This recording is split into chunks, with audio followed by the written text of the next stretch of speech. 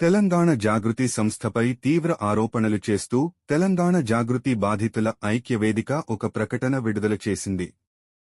సుమారు 2 దశాబ్దాల క్రితం బడుగు, బలహీన వర్గాల కార్యకర్తల కృషితో ప్రారంభమైన తెలంగాణ జాగృతి సంస్థ తెలంగాణ ఉద్యమంలో కీలక పాత్ర పోషించిందని పేర్కొంది. ఎస్సీ, ఎస్టీ, బీసీ, మైనారిటీల సహకారంతో సంస్థ ఎదిగిందని, ఆ ఉద్యమ కాలంలో అనేక కార్యకర్తలు త్యాగాలు చేశారని ఐక్యవేదిక గుర్తు చేసింది. అయితే కల్వకుంట్ల కవిత అధికారంలోకి వచ్చిన తర్వాత కార్యకర్తలను విస్మరించి అధికార గర్వంతో సంస్థను వ్యక్తిగత ప్రయోజనాలకు ఉపయోగించుకున్నారనే ఆరోపణలు చేశారు. అప్పట్లో తమపై జరిగిన అన్యాయాలపై స్పందించకుండా ప్రస్తుతం రాష్ట్ర వ్యాప్తంగా చేపట్టిన జాగృతి జనం బాట కార్యక్రమం ద్వారా రాజకీయ ఉనికి చాటుకోవడానికి ప్రయత్నించడం సిగ్గుచేటని విమర్శించారు. మిత్రులందరికీ నమస్కారం. తెలంగాణ జాగృతి వ్యవస్థాపక అధ్యక్షురాలు శ్రీమతి కల్వకుంట్ల కవితక్క గారు రేపు సిరిసిల్ల జిల్లా పర్యటన సందర్భంగా ఈ ప్రెస్ మీట్ నిర్వహించడం జరుగుతోంది. జాగృతి జనంబాట కార్యక్రమాన్ని ముందుకు తీసుకొని తెలంగాణలో పర్యటిస్తున్న కవితక్క గారికి జాగృతి బాధితుల తరఫున ఒకటే అడుగుతా ఉన్నాం. 20 సంవత్సరాల కింద మొదలైనటువంటి తెలంగాణ జాగృతి అప్పుడు పిరికడి మందితో మొదలై మాలాంటి కార్యకర్తలు ఎంతోమంది కానీ కష్టపడితే ఈరోజు ఈ తెలంగాణ జాగృతి అనే పేరు, ఈ తెలంగాణ జాగృతి అనే పేరు మీద మీరు ఎంపీ అయి ఎమ్మెల్సీ అయి అధికారాన్ని తీసుకున్న తర్వాత ఎక్కడ కూడా ఏ సమస్య మీద కూడా మాట్లాడకుండా ఈరోజు అధికారం కోల్పోయిన తర్వాత మిమ్మల్ని పార్టీ నుంచి గెంటి వేసిన తర్వాత ఈరోజు ప్రజల మధ్యలో దిగి మీరు జయలలిత వేషాధారణ చేసి ప్రజాదరణకు చొరగొనాలని చూస్తూ ఉన్నారు. ఫస్ట్ మీ దగ్గర పనిచేసినటువంటి మీ గురించి, మీ ఎదుగుదల గురించి, మీ సంస్థ ఎదుగుదల గురించి పనిచేసినటువంటి కార్యకర్తల కుటుంబాలను ఒకసారి పరామర్శించిన పాపాన పోలేదు. మీరు అప్పటి కార్యకర్తల భుజాల మీద కాలు పెట్టి తొక్కి అధికారాన్ని తీసుకొని అధికార గర్వంతో కళ్ళు నెత్తికెక్కి ఆ రోజు మీ గురించి కష్టపడ్డ కార్యకర్తలు మిమ్మల్ని కలవడానికి వస్తే కనీసం కలవడానికి వీలు లేదు అని చెప్పేసి ఆ రోజు మీ దగ్గర ఉన్నటువంటి కొందరు పిఏ పందికొక్కులు చేసినటువంటి సమాచారాన్ని తీసుకొని కనీసం ఆ రోజు ఎవరిని కూడా పలకరించిన పాపాన పోలేదు. ఈరోజు గల్లీనో అప్పుడు కలవడానికి వచ్చిన కార్యకర్తలను ఎక్కడున్నారు అని చెప్పేసి 100 కిలోమీటర్లు వెతుక్కుంటూ వచ్చి ఈరోజు వాళ్ళని కలుస్తూ ఉన్నారంటే మీకు అధికారం లేకుంటేనే మీరు ప్రజల మధ్య తిరుగుతారు, అధికారం ఉంటే ప్రజల్ని పట్టించుకోరు అన్నది ప్రజలందరికీ అర్థమైంది. మీరు మీ పక్కన ఉన్నటువంటి బీసీ నాయకులు, ఎస్టీ నాయకులను ఎక్కడ ఉద్ధరించారు? ఎన్ని సంవత్సరాల నుంచి ఉన్నటువంటి నాయకులు ఏ ఒక్క నాయకుడన్నా ఇప్పుడు మీ దగ్గర ఉన్నాడా? ఒకసారి చెప్పాలి, చెప్పి జనాల్లోకి రావాలి అని చెప్పేసి ఆ రోజు నుంచి అడుగుతూ ఉన్నాం. కనీసం మీరు అప్పుడు ఉన్నటువంటి కార్యకర్తలను లీడర్లుగా ఎదిగిస్తా, మిమ్మల్ని సర్పంచ్గా, వార్డు మెంబర్గా, ఎమ్మెల్యేలుగా, చైర్మన్గా చేస్తా అని చెప్పేసి ఏ ఒక్కరినైనా చేసిరా?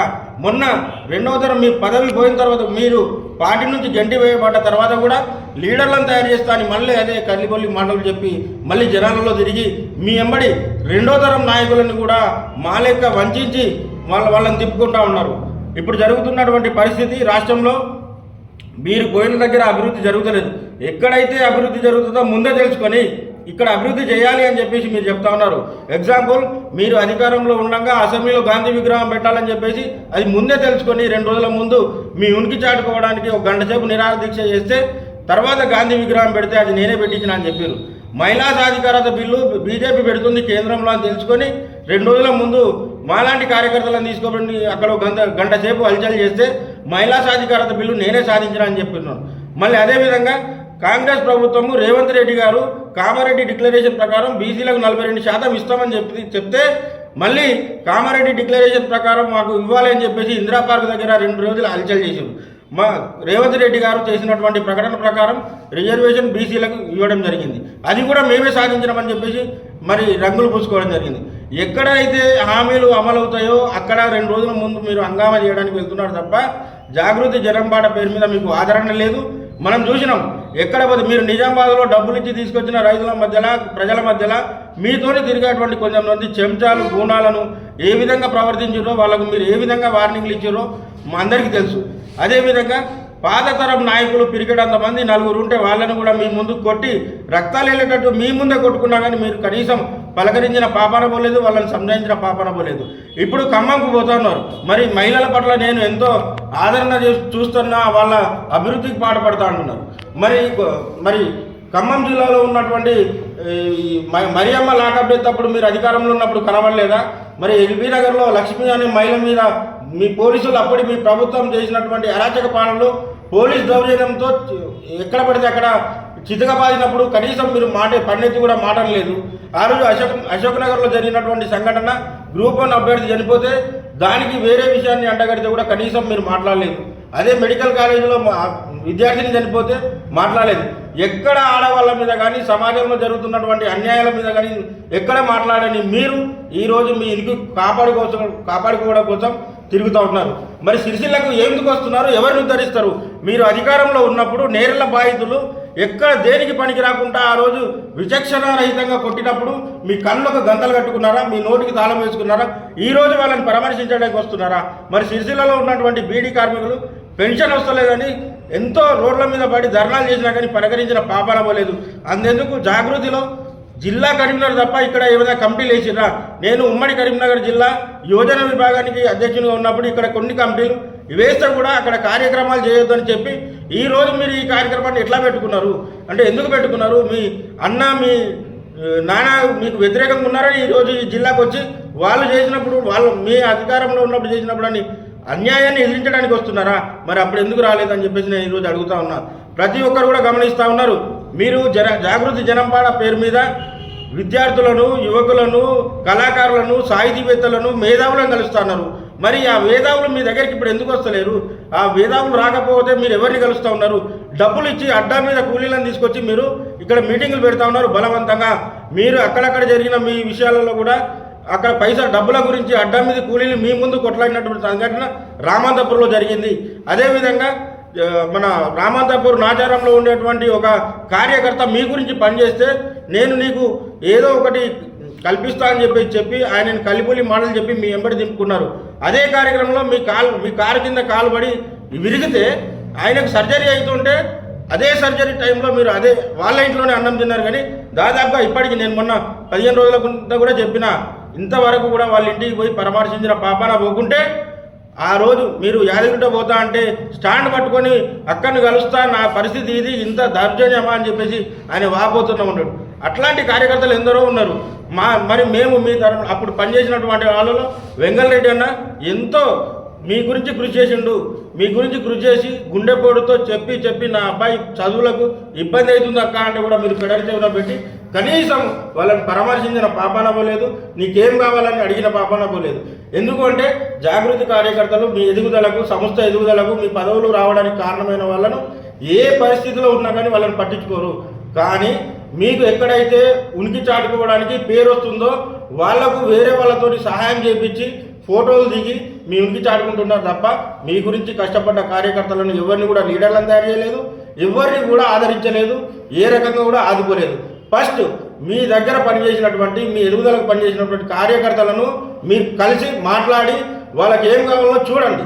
లేకపోతే ఇప్పుడున్నటువంటి తరాలు కూడా మీరు చెప్పే కల్లికొల్లి మాటలకు నష్టపోతారనే ఉద్దేశంతో మేము కూడా జాగృతి బాధితుల ఐక్యవేదిక మేము ఏర్పడతాం. తప్పకుండా రాష్ట్ర వ్యాప్తంగా మీరు ఎక్కడ నుంచి పోటీ చేసినా ఆ నియోజకవర్గం, అసలు మీరు ఏ నియోజకవర్గంలో పోటీ చేస్తారో మీకే క్లారిటీ లేదు. అంతెందుకు జాగృతిలో మీరు లీడర్లను తయారు చేస్తా అంటే మొన్నటికి మొన్న మీ కొతంగల్లో మీ కార్యకర్తను ఎవరైనా నిలబెట్టి గెలిపించుకునే సత్తా లేదు, దమ్ము లేదు, గట్స్ లేదు. ఈరోజు లీడర్లను తయారు చేస్తా అంటే ఎవరు నమ్ముతారు? ఒక్కసారి ఆలోచన చేయాలి. అసలు మీరు ఎక్కడి నుండి పోటీ చేస్తారు, మీ నియోజకవర్గం ఎక్కడుంది అన్నది మీరు చెప్పాలి కదా. ఎక్కడ తిరుగుతారు అంటే ఎక్కడైతే నిన్న పోతే సూర్యాపేటలో చెప్తున్నారు, మొన్న ఒకసారి మంచిర్యాల అన్నారు, ఇంతకుముందు బోధన అన్నారు.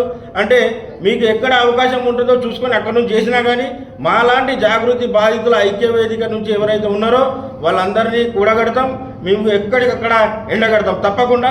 మరి ప్రతిసారి జరిగినటువంటి ఈ కార్యక్రమాల్లో మీరు ఇక్కడ ఆదరణ లేకుండా రామంతపూర్లో జరిగినటువంటి ఫైటింగ్లో కానీ నల్గొండలో మీ ఫ్లెక్సీలు మీరు కట్టుకొని అక్కడ జనాదరణ లేదు, రేపు రారు అని చెప్పేసి మీ ఫ్లెక్సీలు మీరు చెప్పుకొని అక్కడ కాంగ్రెస్ నాయకుల మీద ఎండగడతా ఉన్నారు.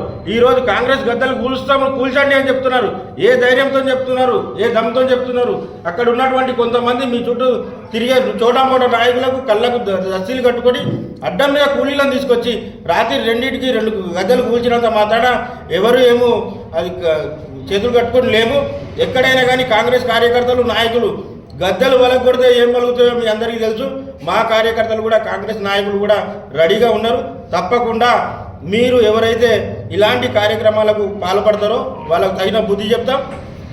కవితకు ఒక్కడే చెప్తా ఉన్నాం, మీ చుట్టూ ఉన్నటువంటి పందికొక్కులు ఎవరైతే ఉన్నారో ఇంకా వాళ్ళు మీడియా ముందుకు రాకుండా వాళ్ళు తెర వెనుకనే పనిచేస్తూ ఉన్నారు, మీ గురించి పనిచేస్తూ ఉన్నారు.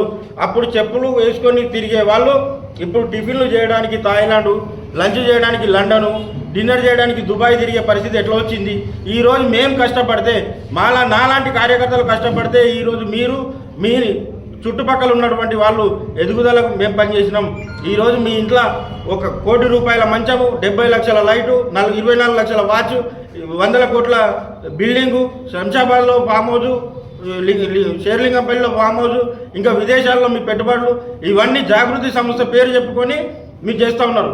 ఇప్పుడు ఈ రేపు సిరిసిల్ల పర్యటన జరిగే ముందు ఏ ఊరికైతే వస్తారో, ఏ బాధితుల దగ్గరికి వస్తారో మీరు జాగృతి తరపున ఫండ్ తీసుకున్నారు కదా, తీసుకొచ్చి మీరు ఫస్ట్ వాళ్ళకు న్యాయం చేసే విధంగా వచ్చి మాట్లాడితేనే కానీ, లేకపోతే రేపు వీళ్ళకి అన్యాయం జరిగింది, నిన్న అన్యాయం జరిగిందని ఇలా ఓదార్చడానికి వస్తే ఎవరు ఊకోరు. ఎర్నపల్లిలో నిన్న 1000 మందికి డబ్బులు ఇస్తామని చెప్పేసి వాళ్ళని బతిలాడితే కూడా మీ ప్రోగ్రాంకు రామని చీకొట్టిపోయినటువంటి సందర్భం మా అందరికీ తెలుసు. మీ చుట్టుపక్కల ఉన్నటువంటి కొంతమంది ఇంకా పెత్తందారులు, మీ చుట్టుపక్కల ఉన్నటువంటి కొంతమంది రావులు, పిఏలు ఎవరైతే ఉన్నారో వాళ్ళు నిన్న మొత్తం 1 వారం రోజుల నుంచి మల్లా గుల్లాలు పట్టినా కానీ 10 మంది కూడా జామ్ అవుతలేరు, 10 మంది కూడా కనబడతలేరు. మీరు మేధావుల దగ్గరికి పోతా అని ఈరోజు స్కూళ్ళల్లో పోతే పిల్లలు ఉంటారు, వాళ్ళు 10 మంది కనబడతారు. హాస్పిటల్కి పోతే రోగులు ఉంటారు, వాళ్ళు 10 మంది కనబడతారు. దేవాలయానికి పోతే భక్తులు ఉంటారు, వాళ్ళు 10 మంది కనబడతారు. మీతో వచ్చిన 10 మంది విశేష ఆదరణ అని చెప్పుకుంటా ఉన్నారు. ఇదంతా శుద్ధ తప్పు, అందరూ కూడా గమనిస్తూ ఉన్నారు. మీకు ఎలాంటి ఆదరణ లేదు. మీరు ఎవరు ఎండ చూసుకొని చేస్తున్నారు. మీరు ఏ పార్టీలకు పోయినా, ఎక్కడి నుంచి పోటీ చేసినా, ఏ నియోజకవర్గం పోయినా మా తెలంగాణ జాగృతి బాధితుల ఐక్య వేదిక తప్పకుండా అక్కడ వస్తుంది. ఇంతకుముందు మీ గెలుపుకు మేము ఎట్లా కారణమైనామో ఇక ముందు మీ ఓటమికి కూడా మేమే కారణమవుతాం. ఇది మాత్రం మీ దగ్గర నుంచి ఎవరైతే బాధపడి బయటికి వెళ్ళినరో అందరూ కూడా వాళ్ళ కుటుంబాలు కూడా అక్కడికి వచ్చి పనిచేసి మీ ఓటమికి కారణమైందని చెప్పేసి ఈ సందర్భంగా తెలియజేస్తూ